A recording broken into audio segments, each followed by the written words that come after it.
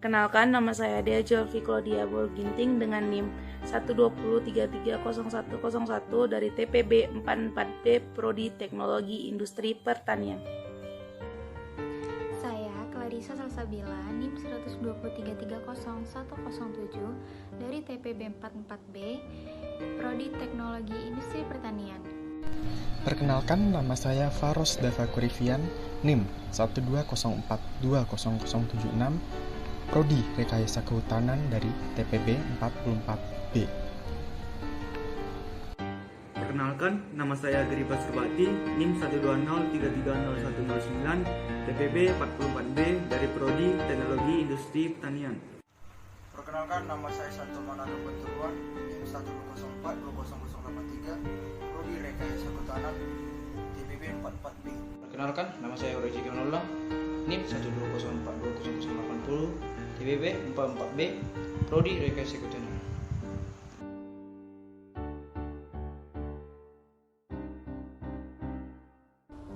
Pada kesempatan kali ini, saya akan menjelaskan mengenai apa itu motor listrik. Motor listrik adalah sebuah perangkat elektromagnetis yang mengubah energi listrik menjadi energi mekanik.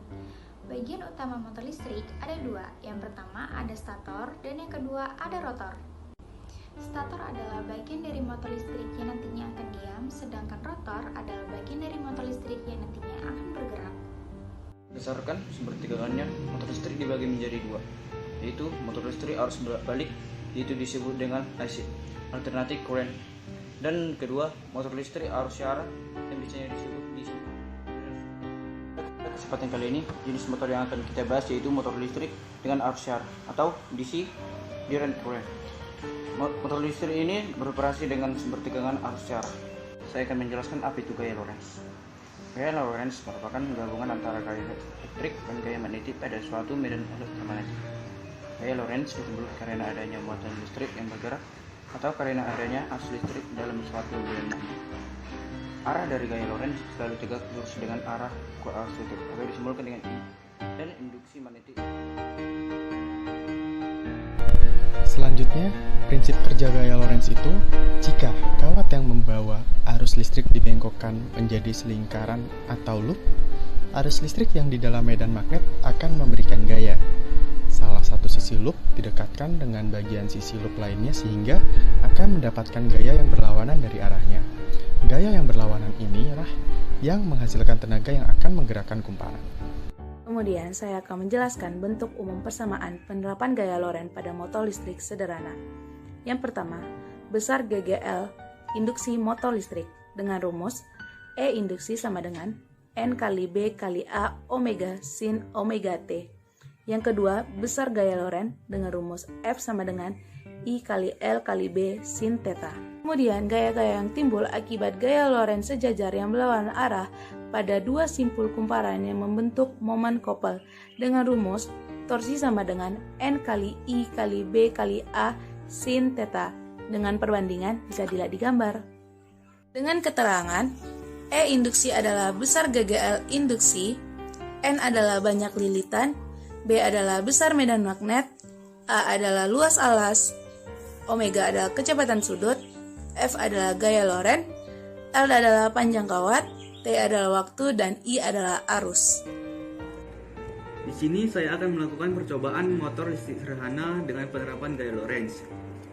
Kita membutuhkan alat dan bahan yaitu kawat tembaga. Di sini kawat tembaga berfungsi sebagai konduktor transmisi dan distribusi energi serta elektronik. Kemudian kita membutuhkan baterai. Di sini baterai berfungsi sebagai sumber listrik. Kemudian kita membutuhkan magnet untuk membangkitkan tenaga listrik, dan kita membutuhkan dua peniti dan juga karet. Kemudian kita lilitkan kawat tembaga sebanyak 3 lilitan.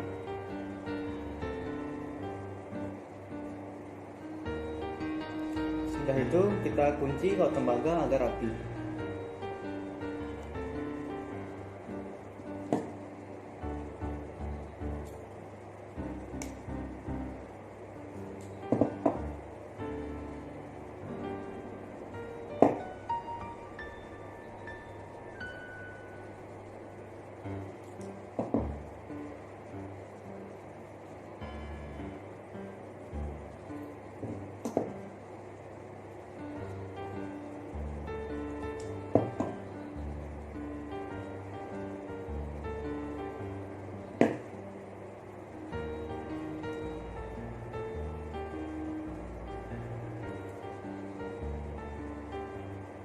Setelah kita kunci, kemudian kita kupas bagian terluar dari kawat tembaga supaya bagian yang kena konduktor itu lebih banyak, jadi aktif gaya Lorentz-nya juga lebih banyak.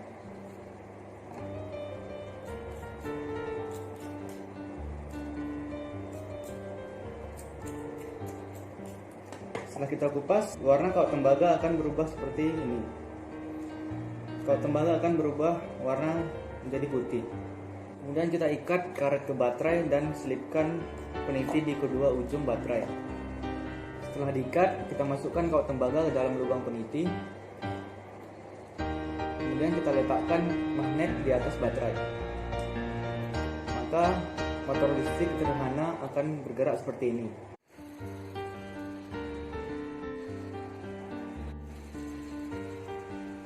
Mengapa kawat bisa berputar? Karena kumparan kawat yang dialiri arus listrik dapat menarik besi dan baja.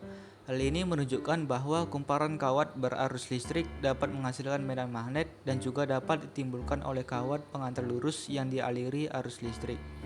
Berdasarkan hasil percobaan tersebut bahwa kumparan bergerak searah jarum jam. Arus listrik yang mengalir dalam kawat penghantar menghasilkan medan magnetik, atau di sekitar kawat pengarus listrik terdapat medan magnetik. Pada saat arus listrik yang mengalir dalam penghantar diperbesar, ternyata kecepatan putaran semakin cepat. Hal ini berarti semakin besar arus listrik yang digunakan, maka semakin besar pula medan magnet yang dihasilkan. Jadi kesimpulan percobaan pada hari ini adalah kumparan berputar diakibatkan adanya aliran listrik melewati suatu daerah yang terdapat medan magnet, sehingga menyebabkan terjadinya gaya Lorentz. Keuntungan dari motor listrik adalah magnet permanen, sistem kontrol yang sangat sederhana, torsi awal sangat besar, performa mendekati linear. Kekurangan dari motor listrik adalah sistem pemeliharaannya sangat tinggi, secara fisik sangat besar, sulit menghasilkan.